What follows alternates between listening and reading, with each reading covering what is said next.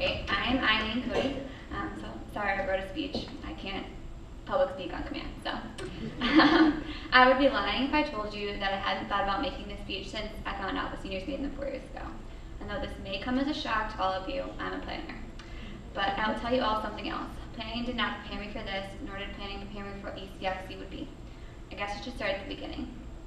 On my first day at college, my dad wrote me a letter that said that college would be the best 4 years of my life, where I would meet some of my best friends, learn more than I had learned before, and that I would have the best experiences running, and that was the plan. A light, well, a little cliche, sorry Dad. He was absolutely correct as far as that part of the plan goes, and it's because of the people in this room. So let's start with the best friends part. It's constantly been said that this team is like a second family, and that is totally and completely true. The uniqueness of the ECXC family is not something that can really be explained, so I'm not going to try.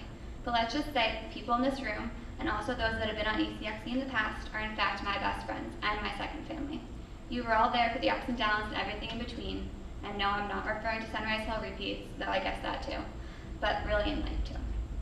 For those of you keeping track, the second part of my dad's prediction was that I would learn more than I'd ever learned before. This is the part that was probably the most correct about. The first lesson that I learned from ECXC is that the unexpected creates the best memories. So yes, like I said earlier, I had no idea what ECXC would be, but I also had no idea the things that would happen along the way of making those friendships. So what unexpected events am I talking about? The first was the Princeton bus not showing up, the second was losing my shoe at Lehigh, and the third was that Mac blizzard, and the rest are too countless to name. The point is, none of those events were what I or the team wanted to happen that day, but we still talk about them, and they really did create the best memories, and some pretty awesome pictures. Well, at least the Mac snow pictures. I also never wanted to get injured, but sometimes you get dealt those cards too. And honestly, I would not be the person or the athlete I am today if I had not discovered what it was like to have to run injured. A second lesson I learned was that it's okay to try new things. Before college, I would never have been caught dead with blue hair, but I have now dyed my hair 3 times. It was even purple briefly, and green for about 6 months sophomore year. But I would not trade the memories of dying in the hotel room sings blue or having the best school spirit out of any team at the Nationals banquet.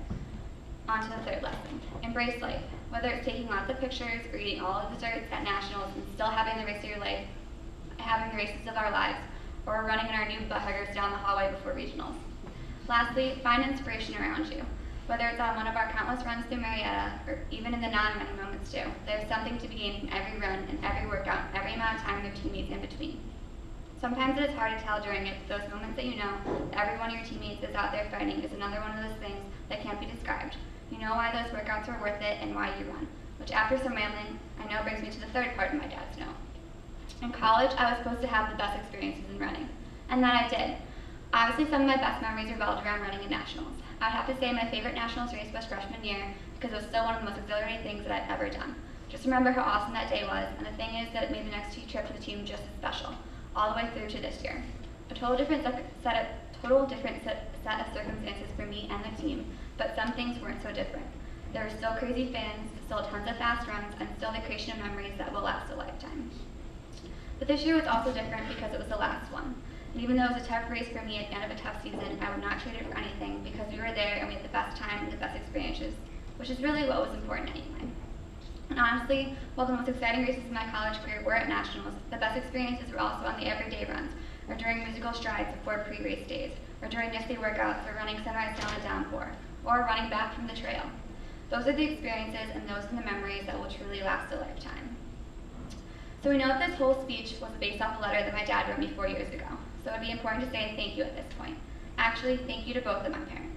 They have seen me through the entirety of my 9 years of my running career, all the tears, the medical bills, and of course the run like the wind texts when they couldn't be there for every meet, or always wearing Blue Jay blue.